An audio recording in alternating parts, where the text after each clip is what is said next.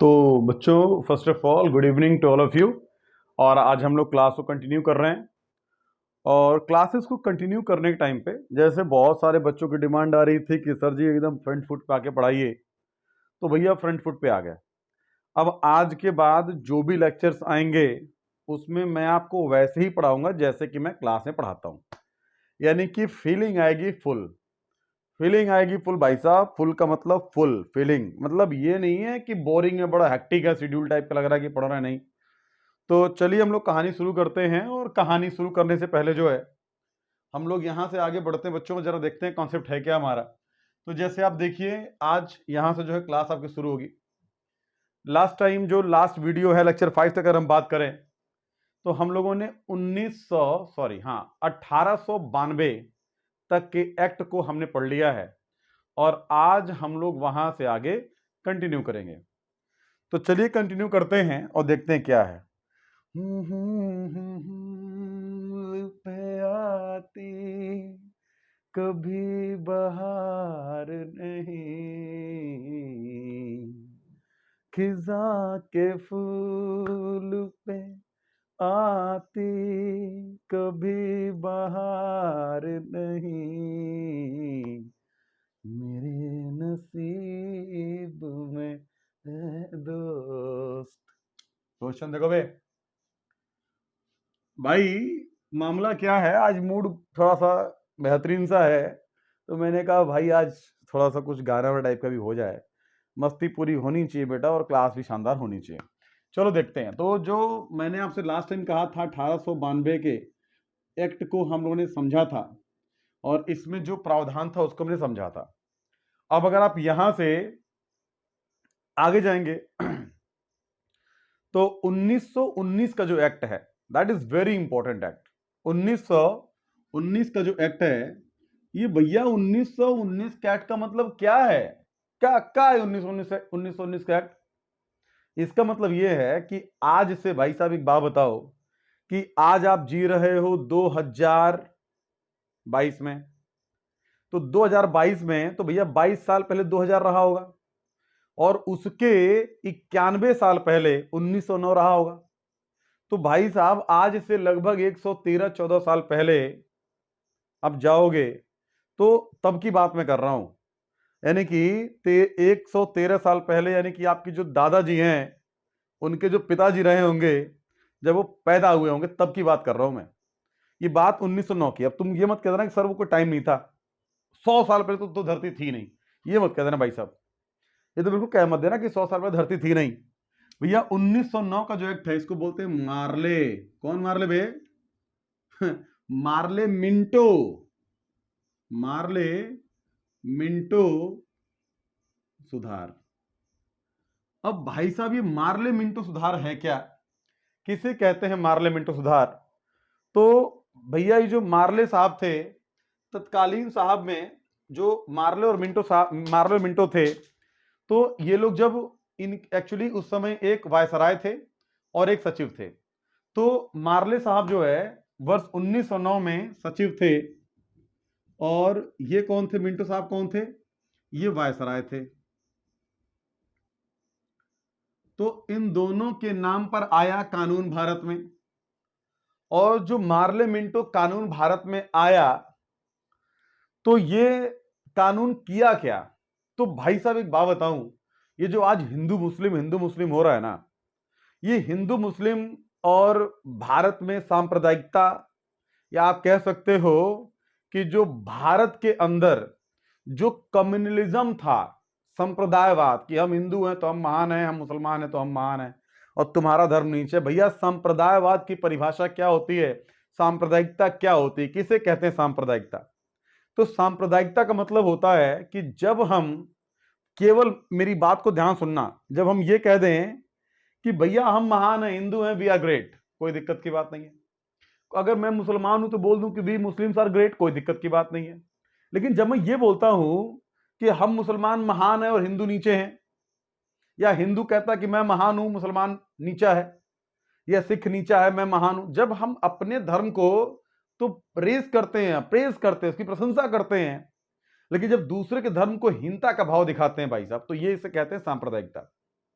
तो जो सांप्रदायिकता है, इसकी नींव हिंदू मुसलमान होने की जो विचारधारा है, जो अलग अलग डायमेंशंस के, मैं हिंदू हूं और मैं मुसलमान हूं, जहां पर स्वार्थ की बात जमानी शुरू हो गई, तो वो यही वो टाइम है कि जब भारत में हिंदू और मुसलमान को लेकर के अलगाववाद की बात शुरू हुई।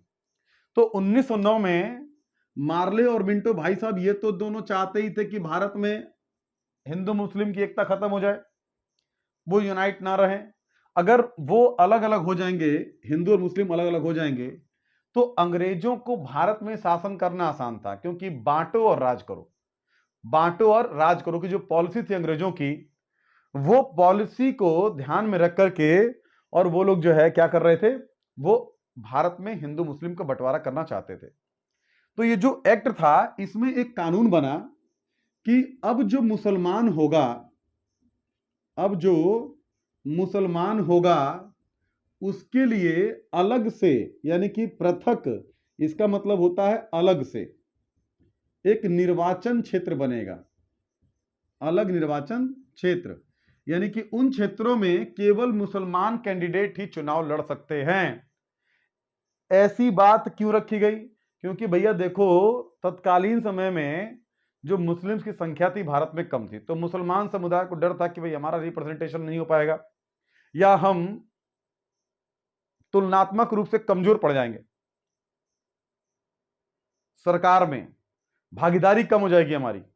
तो मुसलमान नहीं चाहता था, मुसलमान चाहता था कि उसको अलग से सिक्योरिटी मिले, और उसको अलग से, भाई जब मुसलमान कैंडिडेट चुनाव लड़ेगा तो मुसलमान ही जीतेगा, और जब मुसलमान जीतेगा तो उसकी स्थिति जो होगी सरकार में मजबूत होगी।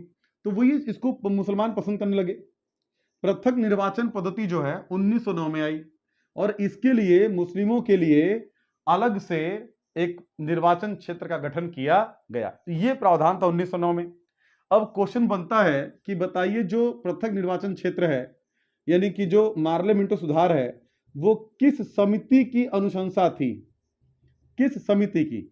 यानी कि किस समिति ने कहा था कि भारत के अंदर हिंदू और मुसलमान के लिए अलग अलग पृथक निर्वाचन क्षेत्र होना चाहिए? तो भैया उनका नाम था अरुंडेल समिति। क्या नाम था भैया? अरुंडेल। अरुंडेल। क्या बे? अरुंडेल। डेल है, डेल, ध्यान रखना, राइमिंग वर्ड कुछ और मत समझ जाना। अरुंडेल समिति। आज जब मैं क्लास ले रहा था भाई साहब, तो क्लास में नई बाजार में एक बच्चा खड़ा हुआ क्लास में, कहता गुरुजी और जो नवरे वीडियो हुआ बनावे नहीं, और जन स्क्रीन रिकॉर्डिंग होला जे पर क्वेश्चनवा खाली बस बोले नहीं। तो मैं कहता गुरुजी वो में लगेला कि रउरे मौका में से पढ़ाओ तनी, कहता कि मौका में से पढ़ाओ तनी। अब भैया बताओ, मौका में से पढ़ाओ तनी, अब कैसे भाई मौका को हम झरोखा कर दें, जब उसमें इतनी सी जगह मिलती कैमरे के लिए? अगर कैमरे पूरी स्क्रीन पे हम ही रहेंगे तो क्वेश्चनवा कहां रहेगा? तो भैया हम कहनी कि चलो मौका हटाओ, हम आगे नहीं झरोखा में, एकदम खुल्लम खुल्ला सामने तोहरे, यही क्लास चलत रही बिल्कुल फाड़ू। तो बाबू मुद्दा ही बा कि किस समिति ने कहा कि पृथक निर्वाचन क्षेत्र होना चाहिए भैया? तो ये अरुंडेल समिति, इसने कहा था कि पृथक निर्वाचन क्षेत्र होना चाहिए। इस समिति के अनुशंसा पर ऐसा किया गया। तो 1909 का जो पहला बात है, वो पहली बात क्या होगी कि पृथक निर्वाचन क्षेत्र मुसलमानों के लिए बनाया गया। 1909 एक्ट की पहली बात तो ये है। अब जो दूसरा क्वेश्चन बनता है इसी एक्ट पे, क्वेश्चन ये बनता है कि भैया इसी एक्ट के द्वारा, किसके द्वारा? इसी एक्ट के द्वारा 1909 में जो कानून आया, उसी के द्वारा यह प्रावधान किया गया कि भैया जो भारत है, तो भारत के अंदर जो बजट बनाएंगे वो बनाएंगे तो अंग्रेज, लेकिन उस बजट पर अब पूरक प्रश्न पूछने का, काउंटर क्वेश्चन, यानी कि बजट आपने बनाया है तो ऐसे क्यों बनाया, वैसे क्यों बनाया, ये बजट पर पूरक प्रश्न पूछने का अधिकार भारतीयों को मिल गया। तो जो पूछने का अधिकार मिला भारतीयों को, तो इसी एक्ट के द्वारा भारत के लोगों को बजट पर पूरक प्रश्न पूछने का अधिकार मिला। पूरक प्रश्न पूछने का अधिकार मिला बच्चा, पूछने का अधिकार मिला। तो दूसरी बात तो यह महत्वपूर्ण है कि काउंटर क्वेश्चन पूछने का अधिकार मिल गया। तीसरी बात क्या महत्वपूर्ण है? तीसरी बात यह महत्वपूर्ण है कि इसी एक्ट के द्वारा जो भारत के लोग थे उनको वायसराय की कार्यकारिणी में जगह दिया गया। अब ये वायसराय की कार्यकारिणी क्या है? तो जैसे मान लीजिए कि आज प्रधानमंत्री के मंत्रिमंडल में जो मंत्री होंगे तो वो मंत्री देश के लिए नीतियां बनाएंगे और जिन क्षेत्रों का वो रिप्रेजेंटेशन करेंगे उन क्षेत्रों का विकास होगा कि नहीं होगा। तो भाई हर कोई चाहता है कि हमारे यहां का सांसद मंत्री बन जाए, मंत्रिमंडल में शामिल हो जाए। तो वैसे ही उस समय वायसराय के पास ताकत थी और वायसराय की कार्यकारिणी में जितने लोग थे वो सभी लोग जो है पॉलिसी बनाते थे। तो उसमें उस कार्यकारिणी में 2 भारतीयों को शामिल किया गया और वो जो 2 भारतीय थे उसमें जैसे पहले का नाम था केसी गुप्ता और दूसरे थे सैयद हुसैन बिलग्रामी। क्या नाम था भैया? केसी गुप्ता और दूसरे कौन थे? सैयद हुसैन बिलग्रामी। तो ये 2 लोगों को जो है इसमें शामिल किया गया। तो तीसरा पॉइंट बच्चों क्या महत्वपूर्ण है कि वायसराय की कार्यकारिणी बैठक में दो भारतीयों को शामिल किया गया। पहला के सी गुप्ता और दूसरे सैयद हुसैन बिलग्रामी। तो ये 2 लोग जो है बच्चों ये शामिल हुए थे किसमें? बिलग्रामी वायसराय की कार्यकारिणी परिषद में। तो ये था 1919 का एक्ट। ये 3 बातें महत्वपूर्ण हैं और इन 3 पर क्वेश्चन आपसे पूछा जाएगा, एग्जाम में क्वेश्चन बनता है। अब गाइस इसी के बाद जो है 1909 के बाद 1919 का एक्ट भारत के संविधान में आया और 1919 का एक्ट जब भारत के संविधान में आया तो इसमें जो भाई साहब जो है कई सारी बातों को शामिल किया गया।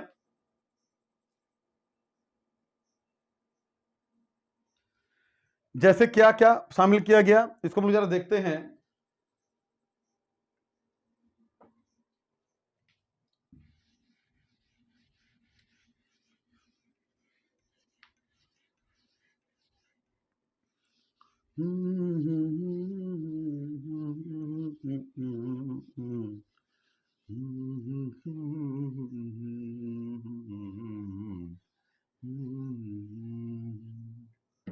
जान भी देंगे ये वतन तेरे लिए।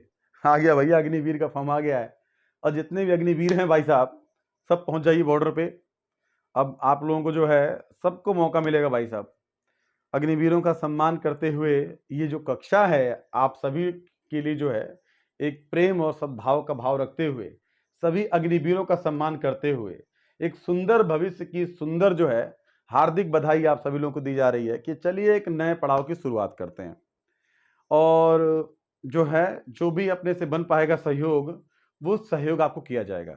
हम चाहेंगे कि आपको बेस्ट सर्विसेज हम प्रोवाइड करें इस क्लास के माध्यम से। देखो बच्चा जो 1919 का एक्ट है 1919 का एक्ट, तो भाई साहब पहली बात तो ये है कि इस एक्ट को कहा गया मॉन्टेग्यू चेम्सफोर्ड सुधार। क्या कहा गया भैया? तो नाम देखिए क्या था इसका, मॉन्टेग्यू चेम्सफोर्ड और सुधार। ये मॉन्टेग्यू जो है ये सचिव था उस टाइम पे और चेम्सफोर्ड कौन था? वायसराय। तो इन दोनों के नाम पर सुधार आया। ये सुधार बहुत महत्वपूर्ण है। जैसे एग्जाम में हम ये क्यों पढ़ रहे हैं भाई साहब क्यों पढ़ रहे हैं हम? क्यों पढ़ रहे हैं हम इसे? क्या जरूरत है पढ़ने की? तो भैया एग्जाम में क्वेश्चन पूछता है, एग्जाम में क्वेश्चन पूछता है कि भाई साहब एक बात बताइए कि भारत के अंदर पहली बार महिलाओं को मत देने का अधिकार कब दिया गया? तो भाई साहब लूसेंट रटोगे तो काम तो चलेगा नहीं। भाई समझ लोगे तो जिंदगी भर की दिक्कत खत्म और नहीं समझोगे तो समस्या हमेशा बनी रहेगी। तो देखो बेटा जो पहली बात है जैसे इस एक्ट के द्वारा भारत में पहली बार जो है ये प्रत्यक्ष निर्वाचन प्रणाली को चुना गया। प्रत्यक्ष निर्वाचन प्रणाली की शुरुआत हुई। इसका मतलब यह है कि इसी एक्ट के द्वारा भारत के अंदर पहली बार जो है यानी कि चुनाव जो होगा वो सीधे जनता मतदान करेगी। इस एक्ट के द्वारा पहली बात यह संविधान में जोड़ी गई कि अब जो चुनाव होगा उसमें जनता सीधा वोट करेगी। भैया प्रत्यक्ष का मतलब होता है सीधा, सामने से, आगे से, पीछे से, सब। बात समझ में आ रही है? तो प्रत्यक्ष का मतलब क्या है? सामने से, एकदम फ्रंट में। तो जनता आके फ्रंट फुट पर खेलेगी। तो यहां से जो है ये शुरुआत की गई। दूसरी बात क्या है बच्चा? 1919 में भारत में पहली बार ये कहा गया कि भैया जो महिलाएं हैं, महिलाएं महिलाएं, जो महिलाएं हैं वो मतदान करेंगी। वो क्या करेंगी बच्चा? मतदान करेंगी। यानी कि महिलाओं को वोट देने का अधिकार जो है वो पहली बार 1919 के एक्ट में देखा जा सकता है। अगर कभी प्रश्न आता है कि भैया भारत में महिलाओं को मत देने का अधिकार कब मिला, तो आप बोलोगे साहब 1919 में यह अधिकार दिया गया। लेकिन प्रश्न कभी आता है कि पूरी दुनिया में महिलाओं को मत देने का अधिकार किस देश ने सबसे पहले दिया, तो भैया वहां आपका आंसर होगा न्यूजीलैंड। क्या होगा भाई साहब? न्यूजीलैंड। बेटा ये न्यूजीलैंड है, लैंड, ठीक है, न्यूजीलैंड, इसको बोलते हैं न्यूजीलैंड। और यहां 1893 में जो है पहली बार जो है मत देने का अधिकार मिला। किसको? महिलाओं को। 1893 में फर्स्ट टाइम। अच्छा, तीसरी बात क्या है? ये जो एक्ट है ना 1919 का, तो अभी आपने देखा था कि 1909 में, यानी कि इसके 10 साल पहले जो एक्ट आया था, उस एक्ट में मुस्लिम कैंडिडेट्स को अलग से चुनाव लड़ने का अधिकार मिला था। ठीक उसी आधार पर अब सिखों को भी, ये जो सिख थे उनको भी पृथक निर्वाचन का क्षेत्र मिला। पृथक निर्वाचन क्षेत्र मिला। किसको मिला भाई साहब? सिख लोगों को। तो कभी क्वेश्चन आ जाए कि मुसलमानों को पहली बार जो है पृथक निर्वाचन अधिकार कब मिला, तो 1909 में मिला था, और सिखों को उसके 10 साल के बाद 1919 में। ये जो 1919 का एक्ट है, इसमें चौथी बात यह हुई कि भारत के अंदर एक लोक सेवा आयोग के गठन का प्रावधान किया गया। यानी कि भारत के अंदर जो कॉम्पिटिटिव एग्जाम था आईएएस का, उस परीक्षा को कंडक्ट करने के लिए एक आयोग के गठन की बात की गई। और 1919 में वो जो बात की गई, चौथा पॉइंट ये था, वो जो बात की गई, तो 1926 में हम देखते हैं कि भारत में, दिल्ली में जो है एक लोक सेवा आयोग का गठन कर दिया गया। लोक सेवा आयोग का गठन कर दिया गया 1926 में। लेकिन अगर प्रश्न बनता है कि इसके लिए प्रावधान किस एक्ट के द्वारा किया गया, तो 1919 के एक्ट के द्वारा ही किया गया था। तो ये चार बातें मुझे विश्वास है कि आपको आ गई होंगी समझ में। नहीं समझ में आ रही है, फिर से बैक करो, फिर से देखो, जितना मन चाहे उतना देखो, देखते रहो। लेकिन बेटा टारगेट ये है कि क्वेश्चन नहीं छूटना चाहिए। बेटा इतनी मेहनत के बाद, इतना समझाने के बाद क्वेश्चन छूट जाए तो फिर कोई मतलब नहीं पढ़ने पढ़ाने का। तो 1926 में लोक सेवा आयोग का गठन किया गया।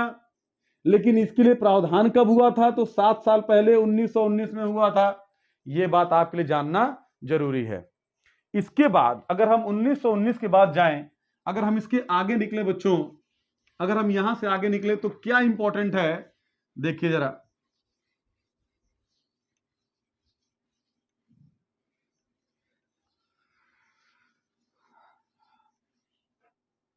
जो 1919 का एक्ट है, इसमें एक बात ये इंपॉर्टेंट है, जो पांचवी बात इंपॉर्टेंट है, वो ये है कि इसी एक्ट के द्वारा भारत में पहली बार कैग के पद का सृजन किया गया। कैग, तो भैया अभी कैग क्या है?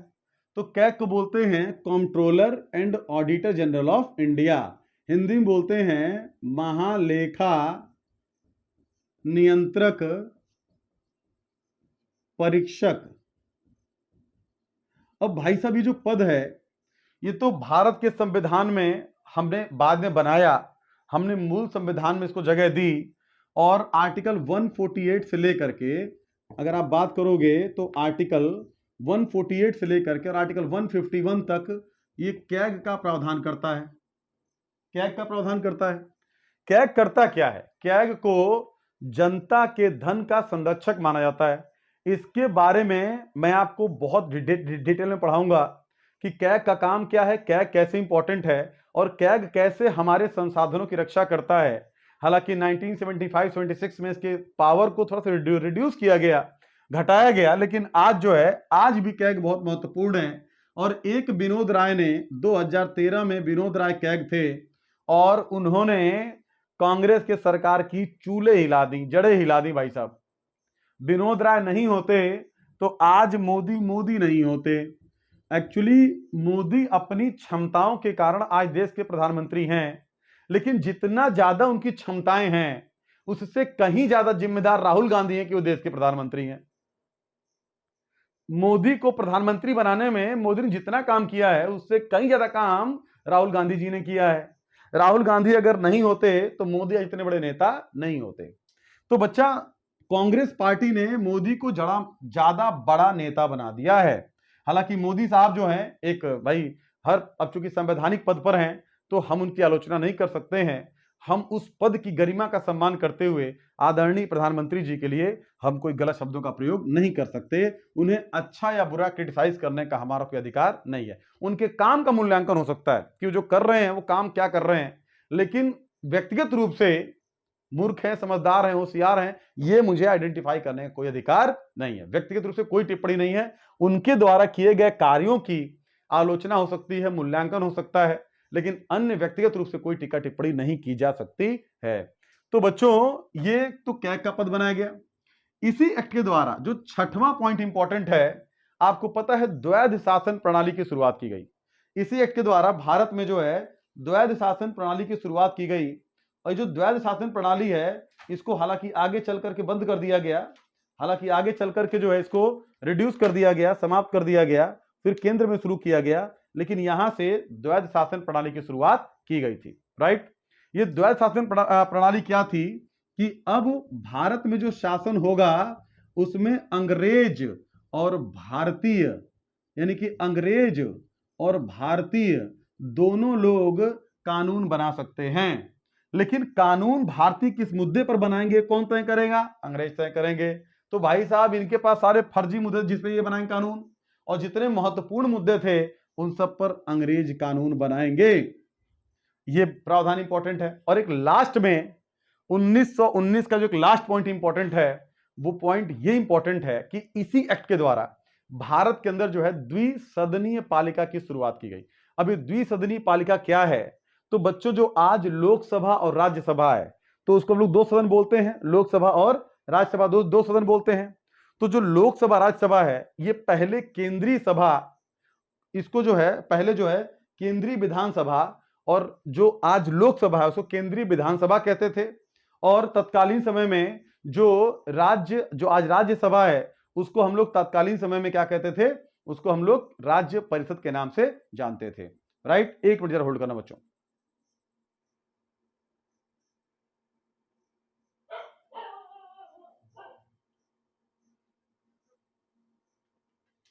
जो ये दोनों सदन थे, तो दोनों सदनों की खास बात यह थी कि जैसे आज राज्यसभा में 250 मेंबर हैं, तो तत्कालीन समय में राज्य परिषद में 60 मेंबर थे, और लोकसभा में आज 550 हैं, तो तब 145 थे। और 145 में से जो 145 में से 100 जो 4 सदस्य हैं वो इलेक्टेड होंगे, और 41 का नॉमिनेशन होगा। और इसके अलावा जो इसमें 60 थे, तो इसमें 60 में से 36 चुन करके आएंगे, और जनता का 24 का वायसराय के द्वारा क्या होगा? नॉमिनेशन होगा। यानी कि ये मनोनीत होंगे और ये चुन करके आएंगे, ये मनोनीत होंगे और ये चुन करके आएंगे। तो गाइज 1919 का जो एक्ट है यही तक इंपॉर्टेंट था, इतनी बातें इंपॉर्टेंट थी। इसके आगे की बातें नेक्स्ट वीडियो में, और अगले नेक्स्ट वीडियो में ये चैप्टर हमारा खत्म हो जाएगा। उसके बाद जो चैप्टर आएगा वो आपके लिए बहुत इंटरेस्टिंग होगा, क्योंकि ज्यादातर टीचर पॉलिटी में इसको नहीं पढ़ाते। देखो, मैं एक बात कहना चाहता हूं कि बच्चों, कोई टीचर खराब नहीं होता है। जो भी ऑनलाइन पढ़ा रहे हैं, ऑफलाइन पढ़ा रहे हैं, सभी टीचर बढ़िया हैं, सबके लिए रिस्पेक्ट है। लेकिन एक बात जो ऑनलाइन टीचर्स की मुझे प्रॉब्लम समझ में आई है कि chapter wise, lecture wise, topic wise कोई नहीं पढ़ा रहा है। जो भी पढ़ा रहे हैं बस रैंडमली एक टॉपिक उठाया, पढ़ाए और चले गए, रैंडमली टॉपिक उठाया, पढ़ाए और चले गए। तो रैंडमली टॉपिक से तैयारी कभी अच्छी नहीं होती है। जब तक आप सीक्वेंस से पढ़ोगे, जब 1 से लेकर 10 तक की गिनती पूरी जानोगे, तो बेटा कोई तुमसे पूछेगा 5 के बाद क्या, तो 6 बता दोगे। लेकिन तुम पढ़े हो 1, 4, 5, 9, 10, तो 5 के पहले क्या आता है बता पाना मुश्किल होगा। तो जब चीजें हम सीक्वेंस में पढ़ते हैं तो वो चीजें हमारे लिए बेहतर होती हैं।